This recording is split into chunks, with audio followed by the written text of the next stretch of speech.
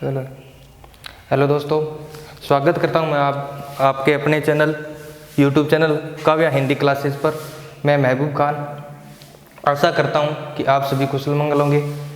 आज हम पढ़ने जा रहे हैं इंग्लिश में टेंस, जो कि कक्षा 6, 7, 8, 9, 10 और 11, 12 के लिए बहुत ही महत्वपूर्ण टॉपिक है और कंपटीशन एग्ज़ाम में भी टेंस के क्वेश्चन पूछे जाते हैं। ठीक है, तो चलो शुरू करते हैं। टेंस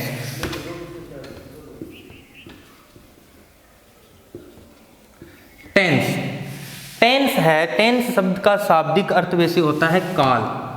टेंस का शाब्दिक अर्थ होता है काल। टेंस का शाब्दिक अर्थ होता है काल, और काल का मतलब होता है समय। काल का मतलब होता है समय, जो टाइम होता है उसे ही हम काल कहते हैं, समय कहते हैं। टाइम, काल, समय एक ही चीज है, चाहे समय हो, चाहे टाइम हो, चाहे काल हो। तो इन टाइम को ही समय कहते हैं और समय को ही काल कहते हैं।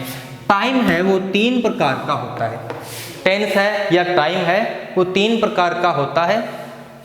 एक तो वो टाइम होता है जो बीत गया है, एक टाइम वो होता है जो अभी चल रहा है, एक टाइम वो होता है जो आगे आने वाला है। तो सबसे पहले हम इसके पार्ट्स की बात करते हैं, इसके भागों की बात करते हैं। तो टाइम है वो 3 प्रकार के होते हैं, टेंसेस है वो 3 प्रकार के होते हैं। पहला तो होता है प्रेजेंट टेंस, पहला होता है प्रेजेंट टेंस, दूसरा होता है पास्ट टेंस, दूसरा होता है पास्ट टेंस, और तीसरा अपना होता है फ्यूचर टेंस। तीसरा होता है फ्यूचर टेंस। ठीक है, प्रेजेंट टेंस को अपने हिंदी में बोलते हैं वर्तमान काल। प्रेजेंट टेंस को बोलते हैं वर्तमान काल। पास्ट को बोलते हैं भूतकाल, पास्ट टेंस को बोलते हैं भूतकाल, और फ्यूचर को बोलते हैं भविष्यत काल। फ्यूचर टेंस को बोलते हैं भविष्यत काल। वर्तमान काल, प्रेजेंट टेंस, जो समय अभी चल रहा है, जो समय अभी चल रहा है वो प्रेजेंट टेंस होगा, प्रेजेंट टेंस होगा, वर्तमान काल होगा। जो समय अभी चल रहा है वो प्रेजेंट टेंस होगा, वर्तमान काल होगा। जैसे मैं आपको पढ़ा रहा हूं, जैसे मैं आपको पढ़ा रहा हूं तो ये वर्तमान काल होगा, प्रेजेंट टेंस होगा। भूतकाल वो समय होता है जो बीत गया है, भूतकाल वो समय होता है जो बीत गया है। जो मैंने मतलब कल मैंने आपको पढ़ाया, कल मैंने आपको पढ़ाया मतलब कल पढ़ाया, वो समय बीत गया है, तो वो कौन सा होगा? पास्ट टेंस होगा। कौन सा टेंस होगा? पास्ट टेंस होगा, भूतकाल होगा। भूतकाल, अतीत, जो समय बीत गया है। अब बात करते हैं अपन भविष्यत काल की। भविष्यत काल यानी फ्यूचर टेंस। फ्यूचर टेंस वो टेंस होता है जो आगे आने वाला समय है, जो समय आगे आने वाला है उसे हम फ्यूचर टेंस कहते हैं, भविष्यत काल कहते हैं। ठीक है, जैसे मैं कल आपको पढ़ाऊंगा, मैं कल आपको पढ़ाऊंगा, हम कल विद्यालय आएंगे। ठीक है, हम कल विद्यालय आएंगे, ये हो जाएगा फ्यूचर टेंस। ठीक है, समझ में आ गया ये तीनों? प्रेजेंट टेंस जो अभी चल रहा है, पास्ट टेंस जो बीत गया, फ्यूचर टेंस जो आगे आने वाला है, वर्तमान काल, भूतकाल, भविष्यत काल। तीनों टेंसेस आपके समझ में आ गए होंगे। तो अब हम बात करते हैं इन टेंसेस के पार्ट्स की। तो प्रत्येक टेंस के 4-4 भाग होते हैं, प्रत्येक टेंस के 4-4 भाग होते हैं, टोटल 12 भाग होते हैं। ठीक है, टोटल टेंस के 12 भाग होते हैं, प्रत्येक टेंस के 4-4 भाग होते हैं। प्रेजेंट टेंस के 4 भाग होते हैं, पास्ट के भी 4 भाग होते हैं, और फ्यूचर टेंस के भी 4 भाग होते हैं।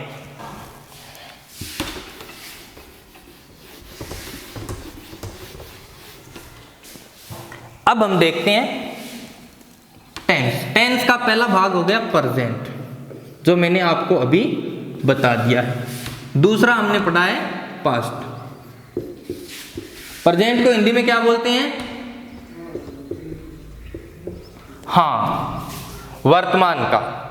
ठीक है, अब प्रत्येक टेंस के 4-4 पार्ट होते हैं, प्रत्येक टेंस के 4-4 पार्ट होते हैं। पहले करते हैं अपन प्रेजेंट टेंस का। प्रेजेंट टेंस के 4 भाग होते हैं। पहला होता है present indefinite tense,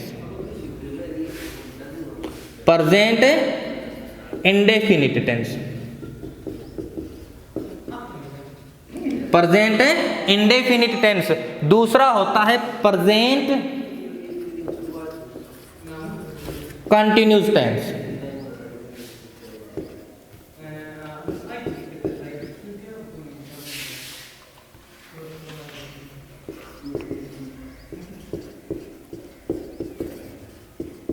present continuous tense. तीसरा होता है present perfect tense, present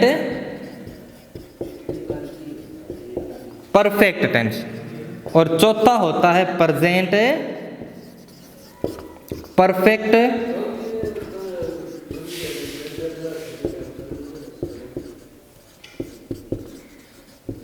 continuous tense. ठीक है, पहला होगा प्रेजेंट इंडेफिनिट टेंस, दूसरा होगा प्रेजेंट कंटिन्यूस टेंस, तीसरा होगा प्रेजेंट परफेक्ट टेंस और चौथा होगा present perfect continuous tense, present perfect continuous tense.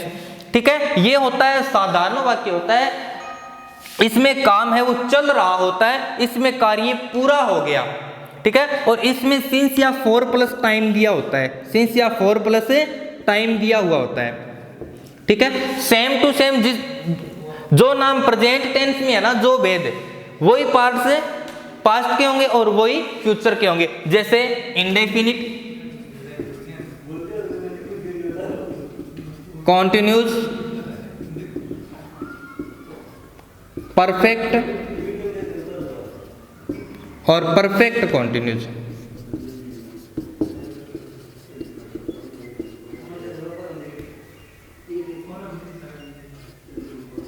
Perfect continuous same to same, जैसा हमने प्रेजेंट में लिखा वैसा ही पास्ट में लिख दिया, जैसा पास्ट में लिखा वैसा ही फ्यूचर में लिख देंगे। ठीक है, तो इसका पहला हो जाएगा इंडेफिनिट, दूसरा हो जाएगा कंटिन्यूस,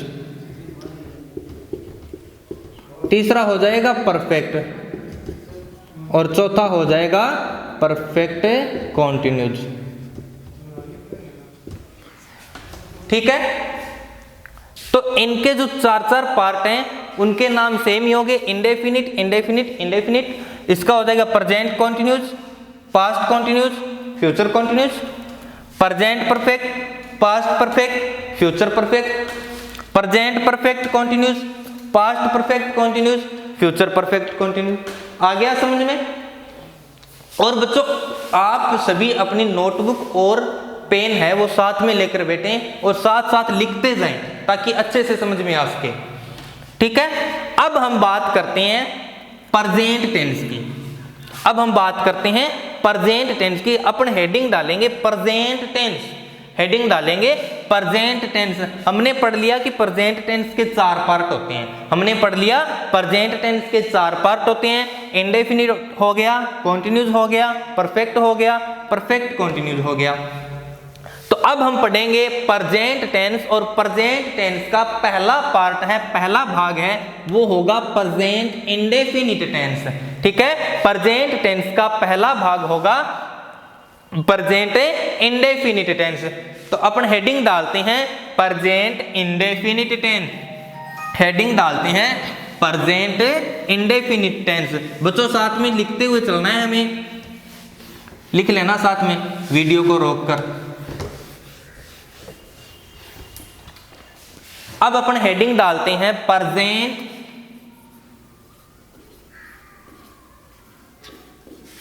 इंडेफिनिट टेंस या present simple tense, present indefinite tense या present simple tense, present indefinite tense या प्रेजेंट सिंपल टेंस। अब अपन इसकी पहचान लिखते हैं, प्रेजेंट सिंपल टेंस की पहचान लिखते हैं, प्रेजेंट सिंपल टेंस की पहचान। इसकी पहचान हो जाएगी, पहचान मतलब हमें किस प्रकार पता चलता है कि ये वाक्य प्रेजेंट इंडेफिनिट टेंस का ही है। ठीक है, हमें पता भी तो चलना चाहिए ना हिंदी वाक्य को देखकर कि ये वाक्य कौन से टेंस का है। तो जो वाक्य हिंदी में अपने को दिया हुआ होता है उसे देखकर हम पता लगा सकते हैं कि यह वाक्य कौन से टेंस का है, इसलिए हमें पहचान की आवश्यकता होती है। और पहचान होगी इसकी हिंदी वाक्यों के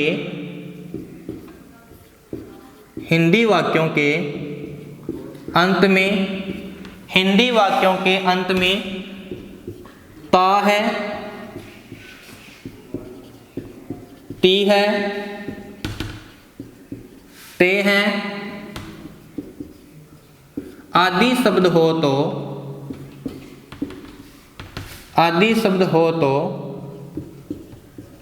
प्रेजेंट सिंपल टेंस का यूज करेंगे या प्रेजेंट इंडेफिनिट टेंस का यूज करेंगे। प्रेजेंट इंडेफिनिट टेंस का यूज करेंगे।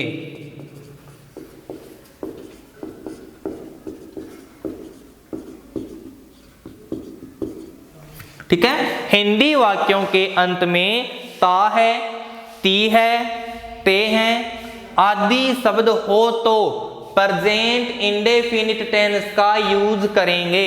ठीक है, हिंदी वाक्यों के अंत में ता है, ती है, ते हैं आदि शब्द हो तो प्रेजेंट इंडेफिनिट टेंस का प्रयोग करेंगे। जैसे राम पढ़ता है, सीता भोजन पकाती है, हम विद्यालय जाते हैं।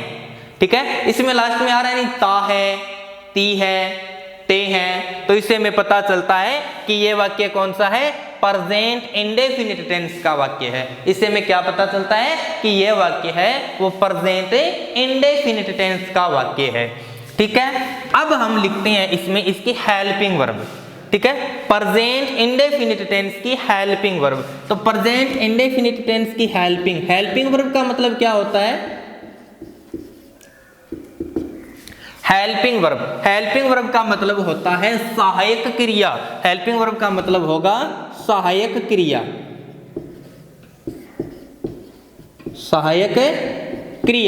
तो हेल्पिंग वर्ब इसकी हो जाएगी डू या डज। हेल्पिंग वर्ब इसकी हो जाएगी डू या डज। और इसकी मेन वर्ब क्या होगी, मेन वर्ब मतलब मुख्य क्रिया, कि वो काम क्या करता है। मेन वर्ब हो जाएगी इसकी, मेन वर्ब मतलब मुख्य क्रिया। मेन वर्ब का मतलब होगा मुख्य क्रिया, और मुख्य क्रिया होगी इसकी वर्ब की फर्स्ट फॉर्म।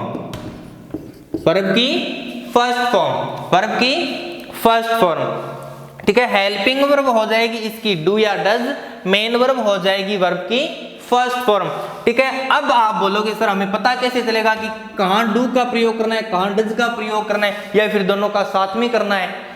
तो दोनों का साथ में प्रयोग नहीं करना है, डू का अलग होगा, डज का अलग होगा। डू का प्रयोग करते हैं बहुवचन के लिए, प्लूरल के लिए।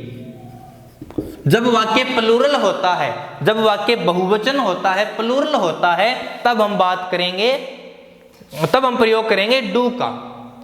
और जब वाक्य सिंगुलर होगा, एक वचन होगा, जब वाक्य एक वचन होगा या सिंगुलर होगा, तब हम डज का प्रयोग करेंगे। जब वाक्य बहुवचन होता है तो प्लूरल का प्रयोग किया, जब वाक्य बहुवचन होता है तो डू का प्रयोग किया जाता है, और जब वाक्य सिंगुलर होता है तो डज का प्रयोग किया जाता है। ठीक है, प्लूरल का मतलब हो जाएगा बहुवचन और सिंगुलर का मतलब हो जाएगा एक वचन।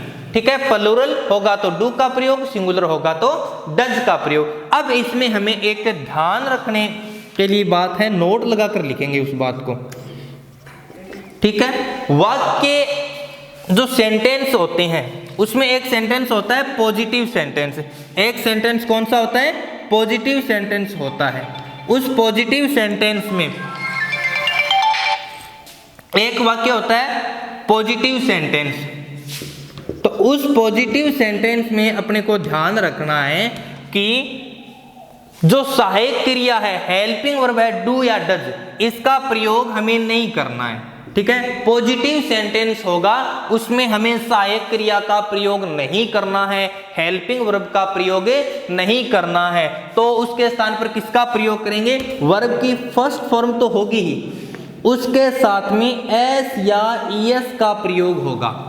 ठीक है, वर्ब की फर्स्ट फॉर्म के साथ एस या ईएस का प्रयोग होगा। ठीक है, और बाकी जो सेंटेंस बचते हैं नेगेटिव और इंटेरोगेटिव, नेगेटिव और इंटेरोगेटिव, इसमें अपन प्रयोग करते हैं डू या डज का। इसमें किसका प्रयोग करते हैं? डू या डज।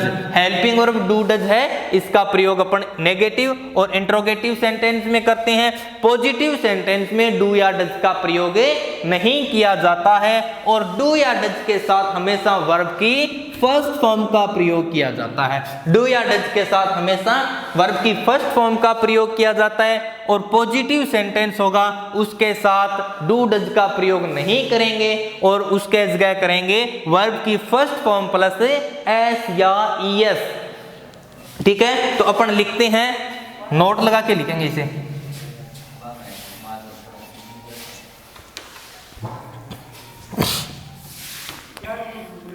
प्रेजेंट इंडेफिनिट टेंस के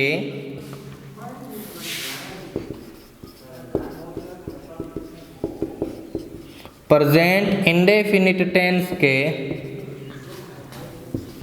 पॉजिटिव सेंटेंस में, प्रेजेंट इंडेफिनिट टेंस के पॉजिटिव सेंटेंस में, पॉजिटिव सेंटेंस में डू या डज का प्रयोग नहीं करेंगे, डू या डज का यूज नहीं करेंगे,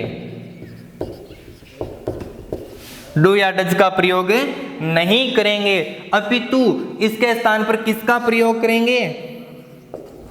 अपितु वर्ब की फर्स्ट फॉर्म प्लस एस या ईएस का यूज किया जाएगा या यूज होगा।